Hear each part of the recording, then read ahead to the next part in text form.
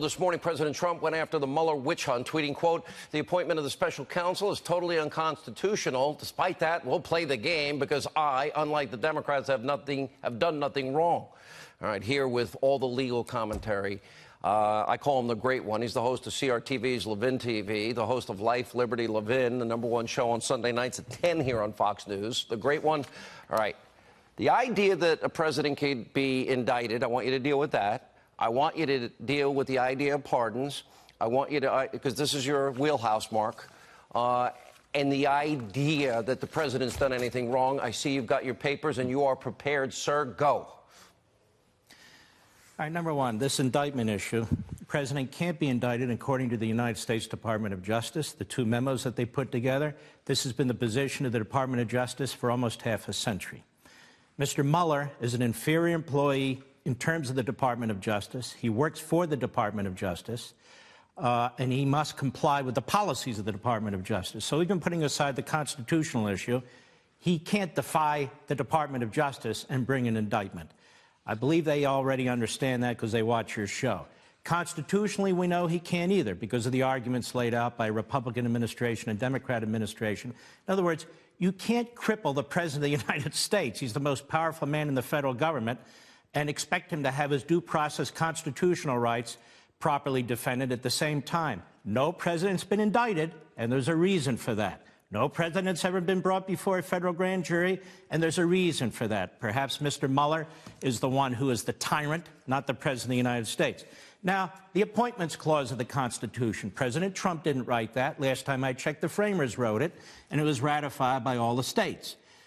The defect here is not that every special counsel's appointment is unconstitutional.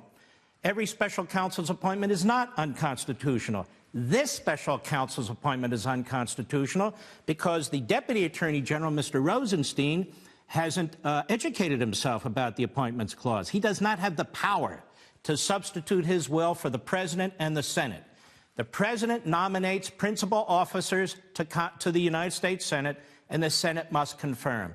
Assistant Attorneys General, United States Attorneys, Assistant Secretaries, and up.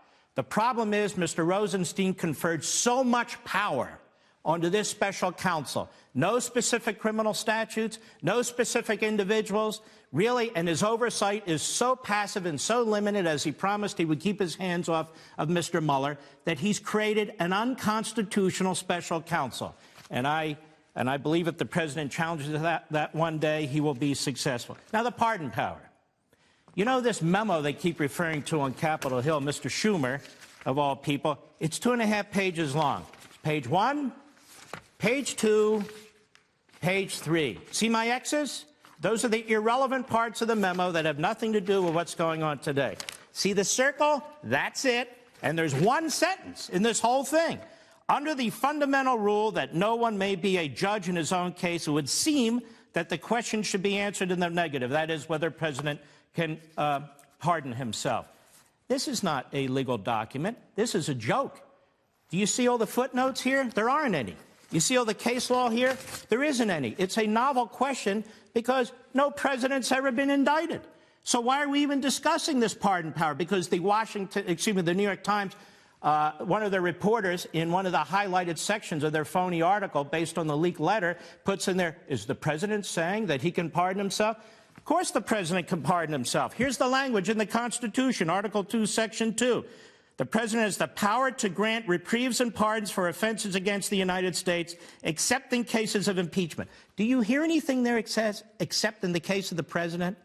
All these protections are built into our Constitution to protect our Constitution, to protect the president from the mob, from the media, from the Democrats that are a mob today. They're here to protect him. It's not the president who's violating the Constitution. It's the media who want the Constitution violated. It's the Democrats who want the Constitution violated. It's Mueller and his merry band of Democrat prosecutors who are tipping around a constitutional confrontation. As I've said here every time I've been on your show, Sean, the Constitution is the president's friend. And I'm speaking rather slowly so even Joe Scarborough can comprehend what I'm saying, or even Chris Cuomo can comprehend what I'm saying.